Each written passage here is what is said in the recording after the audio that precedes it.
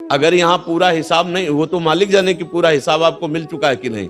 अगर नहीं मिला है तो फिर और गति भोगनी पड़ेगी, दुर्गति। इसीलिए कहा जाता है होश से रहो, ऐसे कोई गंदे आचरण मत करो, शराब मत पियो।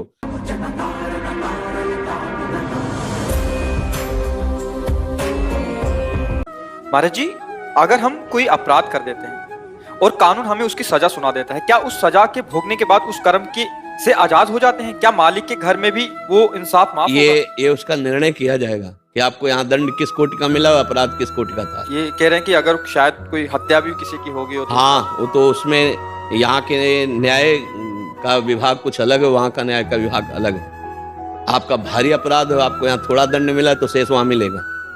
अगर आपको भरपूर दंड मिल चुका है तो उसे क्षमा भी कर दिया जाएगा। अगर भरपूर दंड नहीं मिला, कई तरह के यहाँ है, आपको बहुत कम दंड दे के निपटा दिया गया है, तो यहाँ तो चल गया, वहां नहीं चलेगा, वहां आपको भोगना पड़ेगा।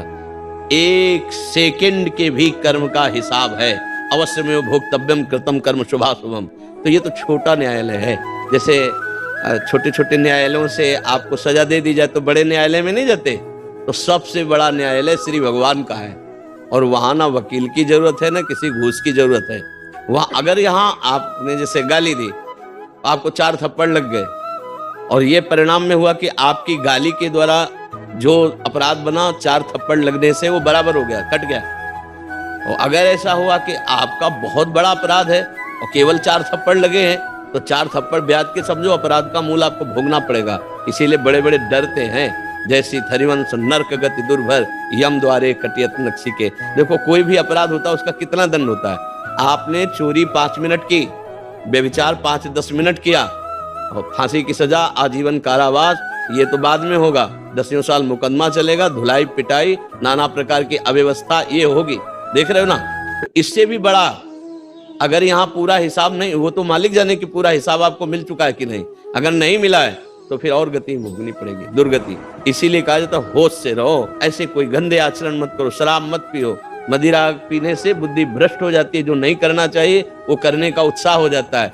दूसरों का मांस मत खाओ, दूसरों की हिंसा मत करो, और चोरी मत करो, जुआ मत खेलो, गंदे आचरण मत करो। मनुष्य जीवन मिला है, बहुत अच्छा जीवन मिला है, आनंदमय जीवन। संत संग करो, दूसरों की सेवा करो, नाम जप करो, खूब धर्म पूर्वक कमाओ, माता पिता परिवार इनको सुख पहुंचाओ, ये मनुष्य जीवन मिला है। अब हत्याओं ऐसे आदि दोष करोगे तो फिर भोगना तो पड़ेगा ही।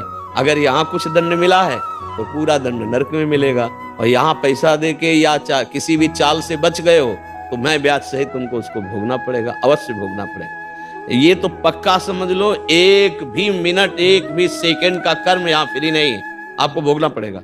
अगर राधा बोले तो आपको मिलेगा, कृष्ण बोले तो, गाली दिया तो, हर चीज ये कर्म भूमि है, हर चीज आपको भोगनी पड़ेगी। इसीलिए जो देखो विवेकवान है, बहुत सावधानी से बोलना, सावधानी से चलना, सावधानी से कर्म करना, कि हमसे कोई कर्म न बिगड़ जाए।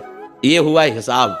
और अब एक कृपा की बात कहते हैं, चाहे जितना अपराध बन गया हो, यदि वो गुरु की शरण में, भगवान की शरण में हो जाए और कह दे प्रभु हमसे अब गलती हो गई, आगे से नहीं होगी, और नियम ले ले और नाम जप करे, फिर सब माफ हो जाएगा। ना यहाँ भोगना पड़ेगा ना वहां भोगना पड़ेगा।